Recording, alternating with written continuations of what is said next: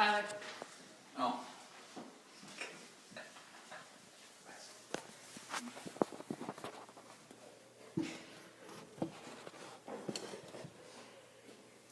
On the morning of November 20th, 1995, I came into the world. My name is Daniel Deneve, and I was born in Paducah, Kentucky. I am the son of Brian and Barbara Deneve, and the second of their 5 sons. I am now 18 years old and a senior at St. Mary High School. I have ran cross country and track throughout middle and high school. I also played soccer during my junior and senior years. My summers have been occupied by lifeguarding the last 3 years, and 2 of which have been at the Country Club of Paducah.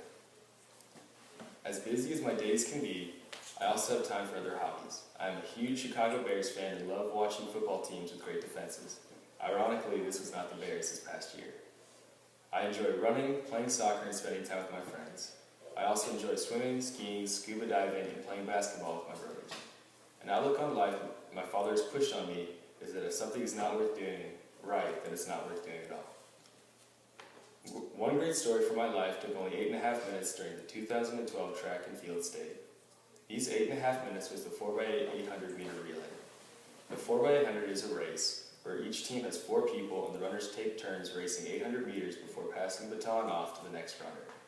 Our race began with my older brother Paul starting the race with the lead he held until the end of the first lap, all the pace that he held until there was 200 meters to go, where he died and fell back into the middle of the lead pack before handing the baton off to Nathan Ellis for a second leg. Nathan held his spot for 2 laps, after which he'd hand off to Matt Oscarhouse, who brought St. Mary into a 3-way tie for a second before handing off to our anchor, me. I remember exploding from my lane with a single thought of the leading team, St. Henry. The first lap passed in a flash. I ran around the track in 59 seconds that could only be described as a chase. The next lap would also fly by, but it didn't become interesting until my last 200 meters. As I rounded the last turn, I spotted James Howard, a St. Mary alumni, standing off in the official script, where he yelled, "Hey Daniel, they're catching you." Facing the final stretch, I didn't look back as I had cut a 15-second St. Henry lead down to 10. But that was the last thing I should have been worried about.